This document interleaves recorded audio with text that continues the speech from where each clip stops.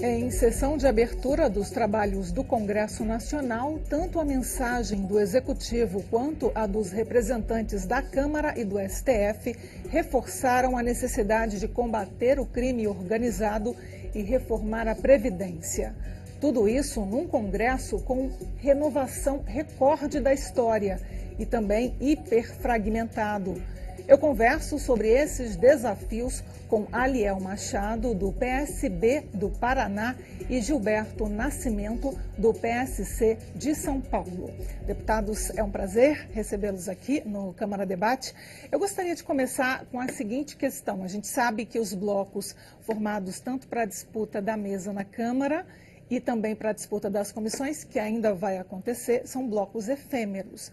Mas eu gostaria que os senhores declarassem aqui a posição dos senhores nessa legislatura, ou pelo menos no início do jogo político, para que quem nos acompanha pela TV Câmara e pela Rádio Câmara pudesse entender. Deputado Aliel Machado fez parte do bloco de oposição na disputa da mesa e deputado Gilberto Nascimento fez parte daquele blocão, não é, deputado, com 301 deputados que apoiaram a candidatura de Rodrigo Maia. Então, qual é a posição dos dois? Aline, primeiro, alegria em poder estar aqui no programa com você, com meu amigo Aline Machado e Aliel Machado, que eu até imaginei que fossem irmãos, não é? Mas parece que um nasceu no Paraná, outro nasceu no Sul, no outro lado, não é? Mas assim, esses blocos são blocos eventuais, blocos para o momento. Então, por exemplo, a eleição da mesa, então você faz um grande bloco, pega vários partidos, claro que partidos até ideologicamente um pouco mais afinados, tá? E depois esses blocos também funcionam para a formação das comissões, porque as comissões aqui, elas são escolhidas na proporcionalidade dentro do bloco. Tá? Então, exatamente por isso você forma esses blocos. Mas esses blocos, normalmente, pós-eleição da mesa, escolhidos os membros da mesa e escolhidos os presidentes de comissões, eles já se desfazem. E cada partido passa a fazer os seus encaminhamentos em plenário. Então, esse foi um momento e, logicamente, daqui um pouco, outro momento acontecerá. Até porque nós teremos uma série de projetos que aí o bloco também já tem posições divergentes, então nem sequer um líder desse bloco poderia falar por todos, porque, volto a dizer, as opiniões são totalmente divergentes. Então não posso adiantar que o PSC é governo.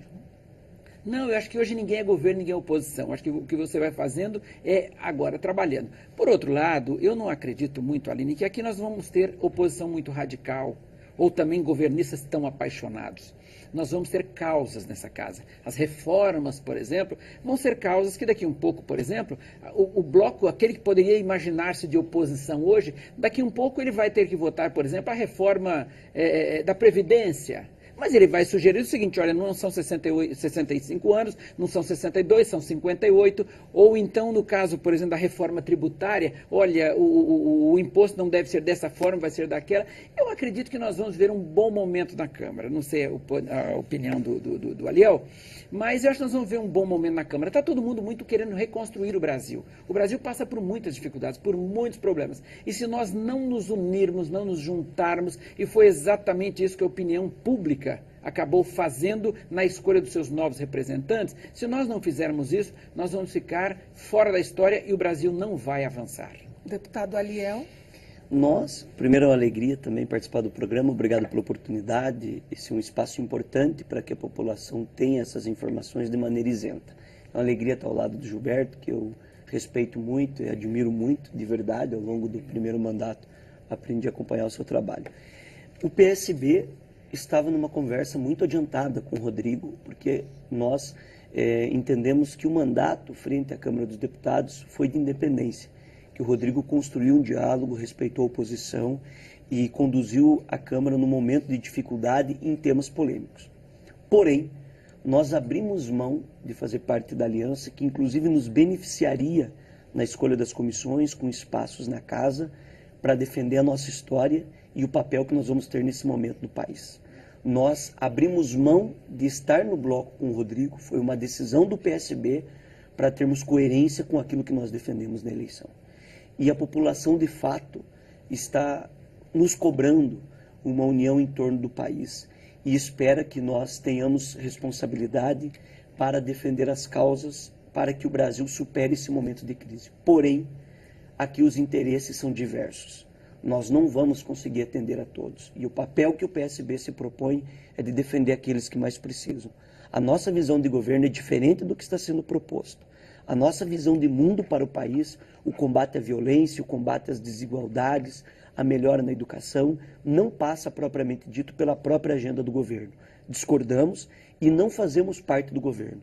Não aceitaremos fazer parte do governo, não indicaremos cargos no governo, não faremos parte dessa aliança, não por ser contra o governo, por ser a favor do Brasil, e o papel da oposição é importante nas democracias, porque é ela que tem a liberdade de dar o contraditório, de dar uma opinião diferente, de trazer uma proposta diferente. Se não tiver oposição, as coisas passariam como um trator em cima das pessoas. É a oposição que levanta dados, é a oposição que levanta informações importantes para dar o contraditório. Um exemplo é essa proposta que vem sendo especulada da Previdência. Uma coisa é reformar a Previdência, mas vai reformar para o bem ou para o mal? Vai reformar para tirar regalias ou para atender interesses de bancos? Para atender interesses de uma agenda econômica? Isso vai atender boa parte dos empresários, vai atender boa parte de banqueiros, mas não vai atender o trabalhador. Essa é a nossa preocupação. Então, a formação desse bloco que nós fizemos foi minimamente para manter a nossa coerência. De fato, nós temos uma preocupação, porque a nossa oposição não é uma oposição contra o governo, ela é uma oposição de responsabilidade, não vamos para o extremismo. Tudo que for positivo e bom nós vamos acompanhar, vamos ajudar, mas temos a independência de não fazer parte dessas alianças. Porque quem é governo indicou cargo, tem pessoas fazendo parte disso. Portanto, muitas vezes tem que se calar, muitas vezes tem que defender o indefensável. E não é nesse governo, e todo governo é assim. E nós não acreditamos nessas propostas para ter a liberdade de fazer as críticas e também não acreditamos que a pauta ser debatida e levada à população resolverá os problemas do país, principalmente os mais graves. Por isso, esse posicionamento do PSB, que abriu mão, eu quero reforçar aqui, o PSB abriu mão de fazer uma composição para ter espaço, para ter cargos, para ter melhores comissões, para ter mais indicações. Abriu mão disso para manter a sua coerência, como manteve o PSC, que defendeu isso, também teve a coerência. Mas nós tomamos esse cuidado. Deputado Gilberto, acredito que o deputado Aliel, inclusive, já colocou minha próxima pergunta, que seria sobre a reforma da Previdência. Todos nós sabemos que é uma reforma fiscal, inclusive nas mensagens do STF, da Câmara dos Deputados, na mensagem do Executivo que foi lida pela deputada Soraya Santos, todos eles colocaram como objetivo principal debelar a crise fiscal na qual o Brasil se encontra.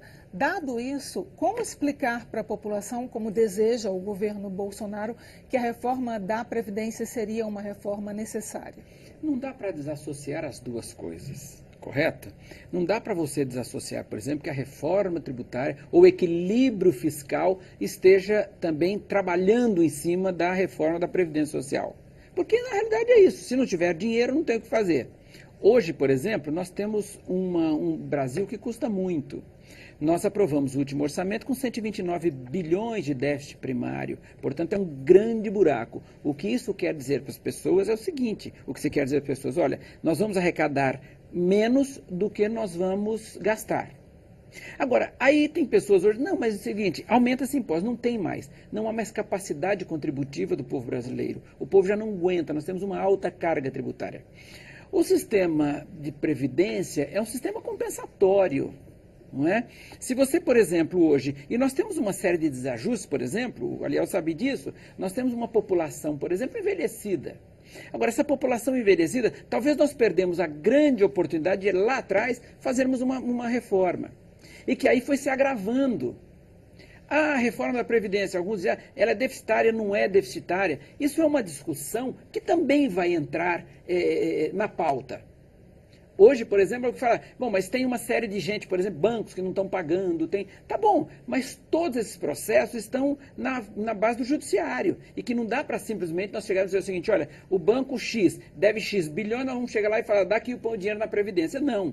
Se está judicializado e há questionamentos, agora, nós também não podemos fazer uma previdência e cuidar da vida de tantos milhões de brasileiros, principalmente aqueles que estarão envelhecendo e se aposentando, trabalhando em cima de eventuais resultados de determinadas matérias ou decisões do judiciário. Não podemos fazer isso. Nós temos que fazer uma coisa mais perene. Por que isso? O sistema de previdência, sistema compensatório, eu tenho sempre e repito isso sempre. Você teria que ter 10 jovens entrando aqui no mercado de trabalho, ganhando R$1.000, pagando 11% de previdência, para você estar aposentando um idoso aqui do outro lado. Como você não tem mais essas pessoas entrando no mercado de trabalho, consequentemente você não tem mais gente do outro lado.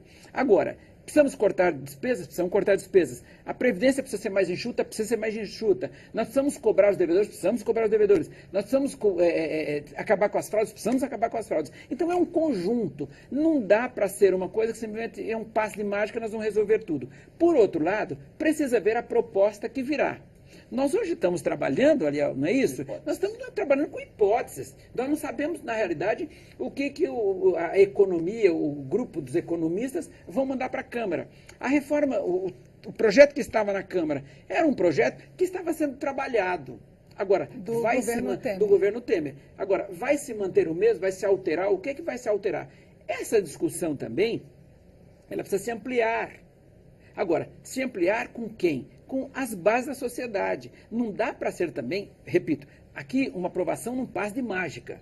Alguém fala, não, mas em fevereiro nós já... Não existe isso. A gente conhece essa casa já de algum tempo. Não existe essa coisa de... Até porque vai ter um debate, a oposição vai se posicionar. Eu acho que o que vai precisar é o governo também estar muito aberto para ceder em algumas situações, para a gente chegar num interesse comum, que é exatamente evitarmos que com alguns países da Europa, por exemplo, que envelheceram, e daqui um pouco não se tinha mais dinheiro para pagar a previdência. O aposentado já não tinha mais como receber. Como hoje os próprios governos estaduais, já eram 7, agora chegamos ao 8º governo, que não tem mais dinheiro para pagar os seus funcionários. Houve erro no passado, precisa ser corrigido, mas nós também não podemos viver só olhando no retrovisor, que aí nós vamos bater o carro logo à frente ou então cair no buraco. Eu vou para a resposta do deputado Aliel Machado já no próximo bloco. Não saia daí, o Câmara Debate volta já já.